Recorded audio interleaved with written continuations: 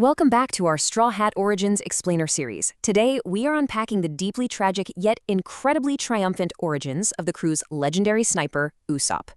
Now, if you've been following our journey through the East Blue, you already know that every single member of this crew carries a pretty heavy past. We're talking Zoro's lost rival, Nami's stolen childhood, the whole 9 yards.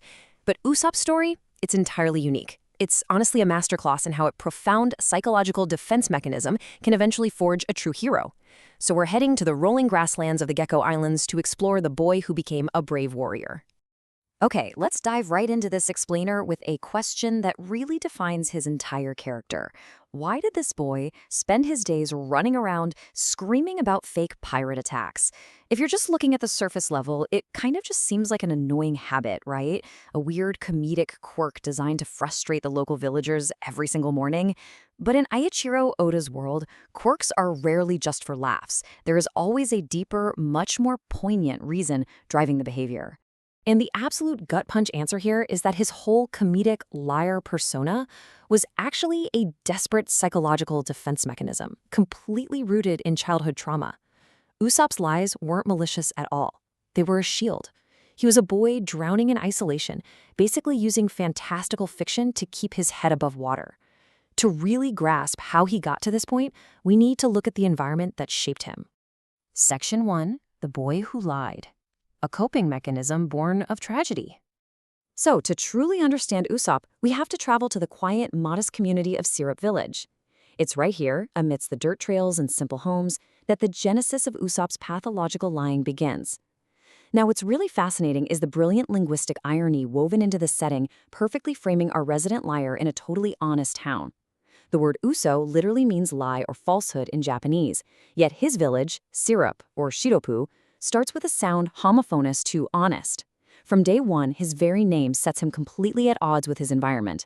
He's literally the structural opposite of the peace and quiet that surrounds him. Let's look at how this all started, tracing back to when Usopp was just an infant. His father, Yasopp, was a legendary marksman who was recruited by red-haired Shanks, and this left Usopp's mother, Benchina, to raise him all alone while battling a terminal illness. Contrary to being just a nuisance, young Usopp's daily cries of "pirates are coming" were born out of this desperate, childlike hope to magically cure his dying mother. He honestly thought that by shouting it, he could manifest his father's return and alleviate her suffering. It breaks your heart, right? And when she passed away, that daily performance transitioned from a therapeutic ritual for her into a permanent coping mechanism for his own profound loneliness. Think about how we usually view absentee parents in these kinds of stories. Normally, Western literary tropes dictate that the abandoned child harbors deep-seated resentment toward the father who left them behind. But not here. Benchina fully supported Yasopp's decision to follow his dreams to the sea, and she passed this incredibly romanticized view of piracy down to her son. Usopp doesn't view his father as a deadbeat at all. He views him as the ultimate standard of bravery. It's a genuinely wholesome dynamic that fuels his own dream to become a warrior of the sea.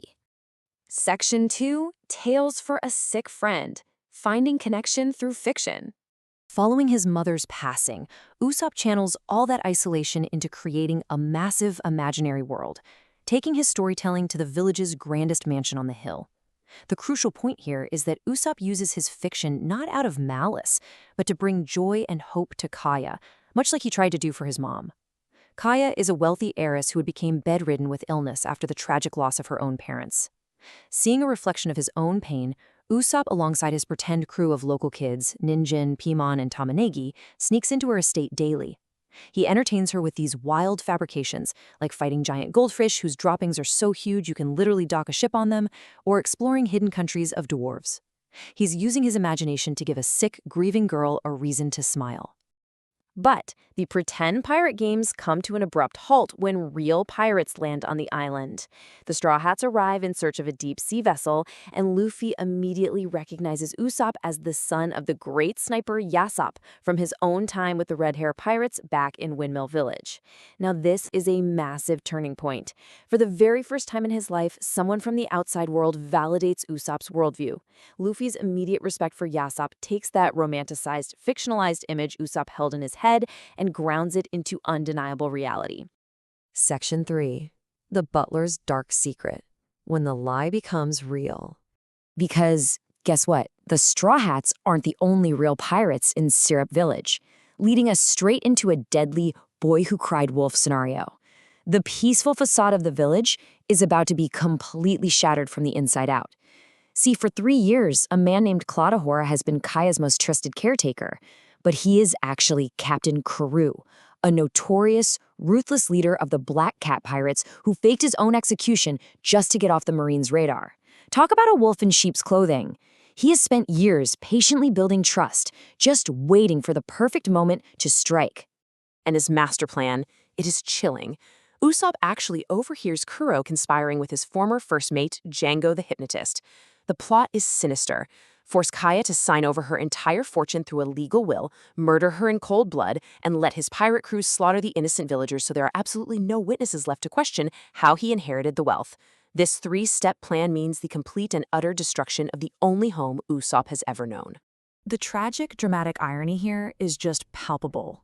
Usopp sprints through the dirt trails of the village, desperately sounding the alarm exactly like he has done every single morning for years. But when a real threat finally arrives, his reputation as a liar seals their fate. The villagers just brush him off. Even worse, when he tries to warn Kaya, she thinks he's playing a cruel joke or trying to kidnap her, and her loyal retainer Mary literally chases him off with a gun. Usopp is left entirely alone with the burden of the truth. Just think about the sheer helplessness of that moment, knowing a disaster's coming and having absolutely no one believe you because of your own past mistakes. Section 4. Standing up to fear. The boy who cried wolf fights back. With the village completely defenseless and entirely unaware, Usopp is faced with a terrifying choice: run away or stand his ground against a notorious killer. This is the ultimate test of his character, the exact moment where the pretend pirate has to decide if he actually has what it takes to be a real one. Now, the specific quote we are highlighting represents his defiance against powerful enemies later in his journey, but it perfectly captures the incredible resolve he unlocks right here on the shores of Syrup Village. Usopp is terrified. He doesn't have supernatural strength like Luffy or Zoro. Actually, as the creator Eiichiro Oda notes, he is the closest in strength to a regular human. But he decides right then and there that he would rather die fighting on the beach than let Kaya and his village be slaughtered. And despite literally trembling in fear, Usopp hilariously uses his classic tactic of bluffing, claiming to have a fleet of 80 million men to intimidate the invaders. It's a recurring bluff that really defines his tactical repertoire, using his sharp mind and loud mouth to compensate for his lack of physical power. While it doesn't stop the Black Cat Pirates, it shows that even staring death in the face, Usopp relies on his unique brand of psychological warfare.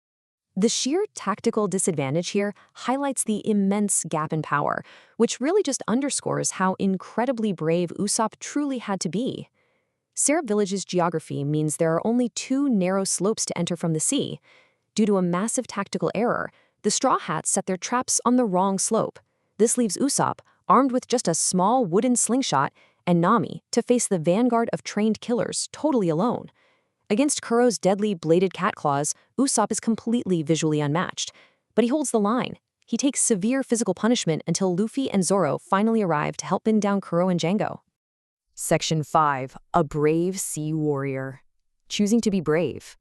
The threat is finally neutralized, but what Usopp does next is what truly cements his evolution as a character. Beating the villain is one thing, sure, but how a character handles the victory tells you who they really are inside.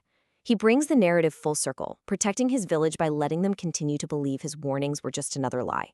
He takes the heavy burden of that secret onto himself so the villagers can maintain their peaceful lives. Realizing his officially outgrown his childhood games, he tearfully disbands the Usopp Pirates, telling the young boys to follow their own dreams.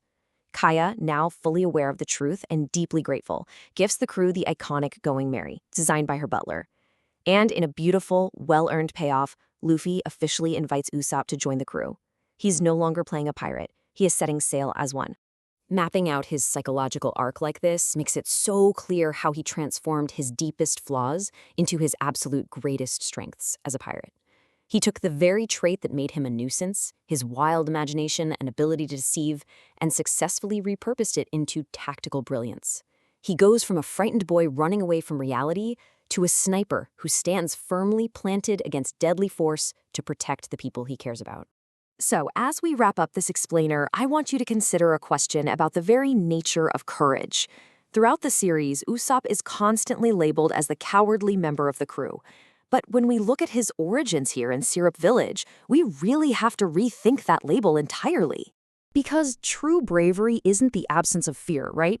It's the choice to act in spite of it. And that's a choice Usopp makes when it matters most. When Luffy or Zoro fight, they do so with a degree of fearlessness backed by absolute monstrous strength. But when Usopp fights, his knees are knocking, he's sweating profusely, and he knows he could easily die. Yet, he loads his slingshot anyway. That, my friends, is the definition of a brave warrior of the sea. I'll leave you with this final, provocative thought. How often do we let the fear of inadequacy stop us from standing up for what's right? And how could adopting just a bit of Usopp's trembling courage change our own lives? Thanks so much for joining me for this explainer. Be sure to tune in next time as we explore the culinary kicks and hidden royal past of the Straw Hats cook, Sanji. You absolutely will not want to miss it.